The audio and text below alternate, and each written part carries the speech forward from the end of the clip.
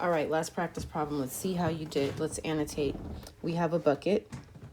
There are 22 gallons of paint after painting 6 doors, and then just 1 gallon of paint after painting 13 doors. And the question is, how much paint was in the bucket before painting any doors? So let's think about this, right? So I have a bucket, and I'm taking paint out every time I paint a door.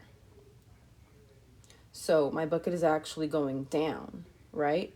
All the other problems, the weight was going up every time we added a taco or every time we added a box to the truck, right? But this time we're taking things out of the bucket, and the question is, how much did we start with?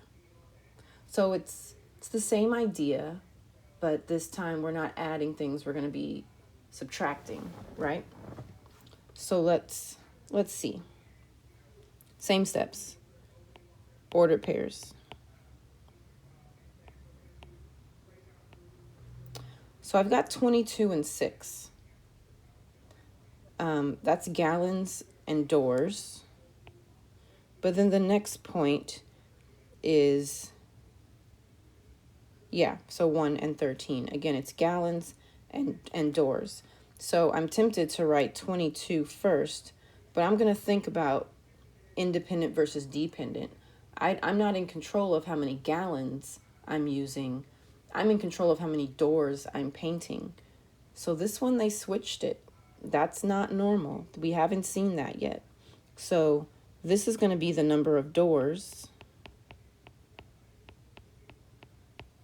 And this is going to be the gallons. So our ordered pairs are backwards.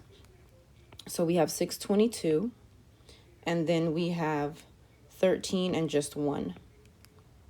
I'm going to label this like always. I'm going to keep labeling because it's a good habit. This is my x2 and my y2. And I'm going to plug this into my slope formula for step 2. So I get m equals, what is y2? It's 1 minus 22. That's going to be negative, which makes sense because the amount of paint is going down. That is a negative number. And then I have 13 minus 6. So my slope is negative 21 over 7, or negative 3 over 1. 3 what? This would be, my y is on top, my y is gallons, so 3 gallons every time I paint 1 door. So I use 3 gallons of paint for 1 door. The question is, how much paint was in the bucket before I painted any doors? So it's that same idea, right? You're going to pick one of your ordered pairs. Sorry, that's so sloppy. You're going to pick an ordered pair. So let's pick 6 and 22. So I had 22 gallons after I painted 6 doors. So this time, instead of subtracting the number of doors, I'm going to add that paint back. So I need to add how much paint I used for those 6 doors, and then that'll tell me how much paint I started with, right? Because there's 22 gallons left right now. That's after I've painted 6 doors. That's after I've used 6 doors worth of paint. Well, how much is 6 doors worth of paint? If 1 door is 3 gallons, then 6 doors is 18 gallons. So I'm going to add back those 18 gallons to get a total of 40. What if I had used the second one, the second ordered pair? So I had 1 gallon after painting 13 doors. Well, I need to add back the paint I used on those 13 doors. So that would be 13 times 3, which is 39.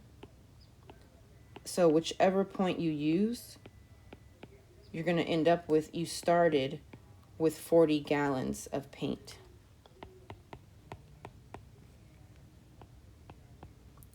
There were 40 gallons of paint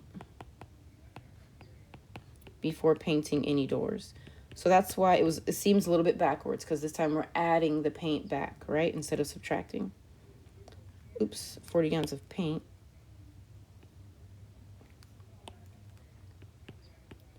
Before painting any doors.